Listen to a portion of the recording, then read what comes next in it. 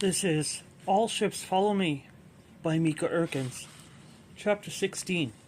Food. On my father's birthday, my mother always makes fried bananas. I love them too. The sticky caramelized edges, the sweet warm center. My father makes ketamom snacks. Crackers with peanut butter, cucumber slices, and spicy sambal. We eat kropoke, the crunchy prawn crackers we kids love. We eat satay with peanut butter coconut sauce and nasi and bami goreng. Rice and noodles. As a child, I don't know that these things aren't Dutch, and that I am getting Indonesian culture mixed in with me, already muddled in identity growing up in the United States with Dutch parents. Some days we eat pannenkoeken, thick Dutch crepes rolled up with bacon and Gouda cheese or stroop, a thick dark sugarcane syrup. My mother is an expert pannenkoeken chef. She fries them in butter until they are perfectly browned and bubbled on one side, then flips them over to brown the other side before sliding them out of the pan onto the stack that she keeps warm under a tea towel. For me, pannenkoeken are the ultimate comfort food, greasy and crisp at the edges, breathing the familiar breath of Holland into my face. Food is part of my cultural identity and inheritance. The power of food in my life is learned as much as my tortured interaction with is learned. More than perhaps anything else, the influence of my parents' war trauma and my family's behavior around food seems clear. In the camps and during the hunger winter, food was a constant focus and source of anxiety for both my parents. War robbed them of their most basic necessity for life at one time. Now food would become imbued with all sorts of power in my home. My relationship with food is and has always been fraught. This is predictable, I think, given both my gender and the cards my family was dealt, with the exception of my brother. I think every member of my family has a dysfunctional relationship with food. As a 3-year-old, my little sister goes into a full-scale meltdown when any food on the table is nearly finished. "Nee it up, Mieke," she yells in her tiny voice, panicking whenever someone reaches for a half-empty jar of jam on the last piece of bread. "Don't finish it." If the food item is indeed finished, she dissolves into an inconsolable sobbing mess. It's amazing to me how early we learn nonverbal cues, absorb invisible anxieties, inherit the traumas of our parents, even when none of us realize that it is happening. How does a 3-year-old learn such extreme anxiety over the prospect of running out of food in a house where there are 2 refrigerators stuffed full of it, one in the kitchen, one in the garage? Perhaps it's from seeing the urgency with which those refrigerators are stuffed. When I was 7, I tell my mother that I love ketchup, and she tells me about the time she got a little tube of mayonnaise all for herself, and how she loved to go in the corner and squeeze a small dollop onto her finger, rationing the mayonnaise out over weeks. She buys me a bottle of ketchup for my birthday, and I do the same as my mother, sitting in a corner of the kitchen with a tiny egg cup filled with ketchup, feeling special and bonded with her, as when she remembered the soft-boiled eggs she ate on weekends away from the orphanage, or when she emphasizes how special getting real butter is. She fetishizes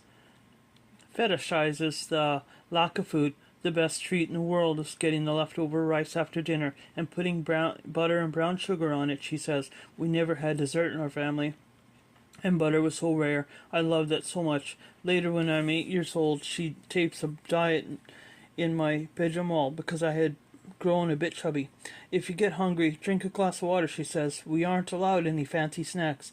For years I fantasized about getting a fruit roll-up or a cookie in my lunch, like my friends, but I only get half a sandwich and a piece of fruit.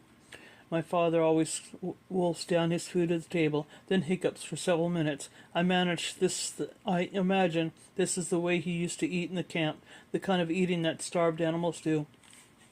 After dinner, he puts the leftovers into Tupperware, and I see him scoop hasty spoonfuls of macaroni or mashed potatoes into his mouth when he thinks we aren't looking. Hunched over the counter protectively, I know this stance because I've learned it too. eating like we're shoplifting. When food has spoiled, my mother has to flush it down the toilet to stop my father from pulling it back out of the garbage to inspect it. His standards are significantly lower than ours. Watch him cutting blue fuzz off the crusty bits of cheese that he fishes out of the garbage while chastising us. You guys are so wasteful. If you cut this little bit of mold off, it's totally edible. Look at this. This is still perfectly good. Perfectly good.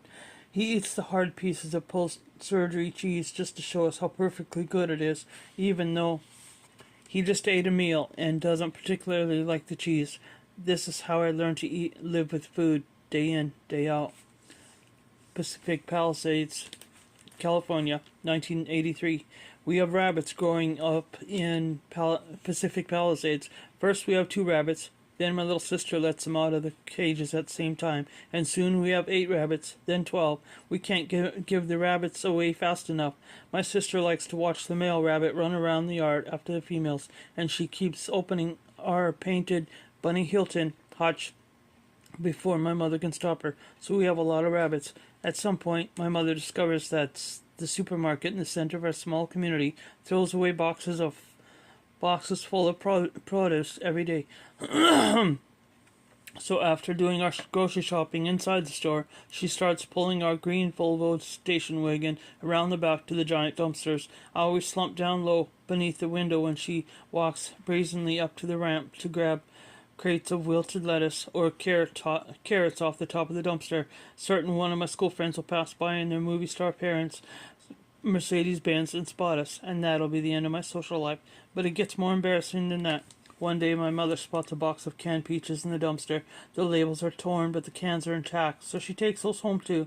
Then a box of 12 ketchup bottles with only one broken bottle makes its way home with us, and that's how it becomes routine for my mom to climb into the dumpsters behind the grocery store in one of the most upper crust neighborhoods in America to root around for several minutes while I hide, knowing it is futile to try and be inconspicuous in our very distinctive mint green car.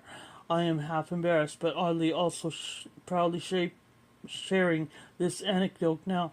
I want to see this aspect of my mother's war trauma as not all bad. On the one hand, I'm certain that this hoarding relationship to food contributed to some complex issues, and the inherited "don't finish it" anxiety my sister and I both have. On the other hand, as a grown woman removed from the privileged community in which I was raised, I'm grateful for the lessons in humility that I might have otherwise missed. After all, my irrational fear of there not being enough comes from a real fear my parents once felt. A fear based in experiences. While this fear is the source of some of my dysfunction, I don't want to forget my gratitude that there is enough, and that there isn't something to take for granted. Some studies have shown that there is prevalence of eating disorder in the offspring of concentration camp survivors, and I am intrigued by these studies. On one 2004 study in the European Eating Disorders Review, one of the 11 adults offspring of concentration camp survivors who were interviewed in the admittedly narrow study, 10 had eating disorders, and they reported eating disorders in 12 of their 17 siblings. While that admittedly a very small study group, I am both alarmed and soothed by that astounding ratio. If it could be extrapolated to the broader population, I wonder why more studies had not been conducted on this subject, and whether any behavior can be attributed to nature or nurture. Is disordered eating in my siblings and me a result of my parents' behavior around food, as it is a result of social pressures, or could it have to do with epigenetics, a fairly new, controversial, and inconclusive area of study? I find that I want some sort of scientific explanation for why I struggle against my damaging relationship with food. Per epigenetic researchers, it is theoretically possible that my father's starvation literally stays in his body and is imprinted on his genes.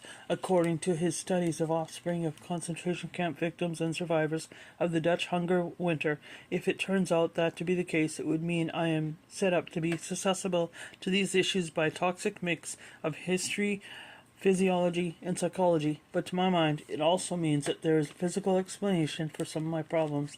My sister and I both struggled with eating disorders in our teenage years and into young adulthood, and have conflicted relationship with food to this day. As a teen, my sister restricts her food, counting fat grams in everything that passes her lips. I binge and purge, food soothing my anxiety momentarily, then filling me up with guilt, causing me to vomit it up for absolution.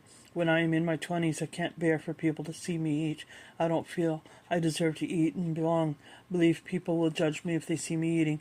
I buy a yogurt on the way to class because I haven't eaten lunch and I'm running late. As I open it, I see people I know approaching and I panic, dumping the uneaten container completely full in the garbage. The yogurt sits there taunting me from afar as my stomach growls during class. Now I eat in front of people, but it's still with sense of shame. I imagine that people think I don't deserve to eat anything.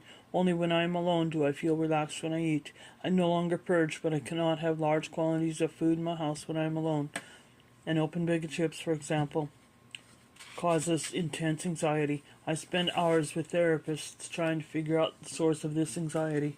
There is a voice inside me that tells me that a bag of chips or any open package of food in my cupboard or fridge needs to be eaten immediately because it might be gone later. In an irrational paradox, it's a mirror emotion to my 3-year-old sisters. Don't finish it. Something along the lines of finish it now. So I don't have to live with the building anxiety about finishing it. Is there any proof that my food issues exist solely because of my parents' war trauma? No. There are millions of girls with eating disorders whose parents do not have war trauma, especially in the wealthy suburbs of Los Angeles, where I made extra cash swimming as a background extra on episodes of Baywatch as a teen and watched famous supermodels and actresses walk around the grocery store. But I know the charge around food in our household has something to do with my relationship to eating and self-worth, and I know that charge is strongly influenced by my parents' experiences during the war. In the end, I am left with more questions than answers as I go down the rabbit hole of epigenetics, epigenetics, psychological studies, and the evergreen debate about nurture and nature. But I do seize upon a few lines in an article about 2015 biological physiology, psychology,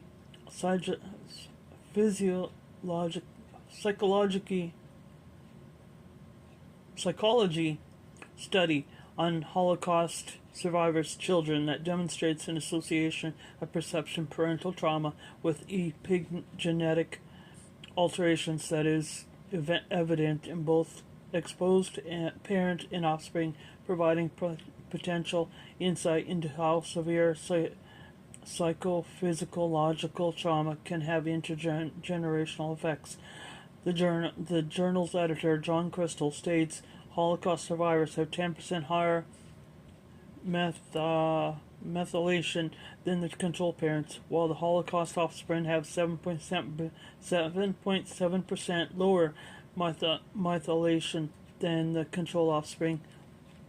The observation that the changes in parent and child are in opposing directions suggests that children of traumatized parents are not simply born with PSD like biology. They may inherit traits that promote resilience as well as vulnerability. I hope on to this last possibility as I do to another epigenetic study I hear about on the radio, in which grandchildren of starvation victims actually have more resilient genes in some areas. Maybe trauma is like a vaccine, and the bodies of the future generations can learn to protect themselves. End of 16.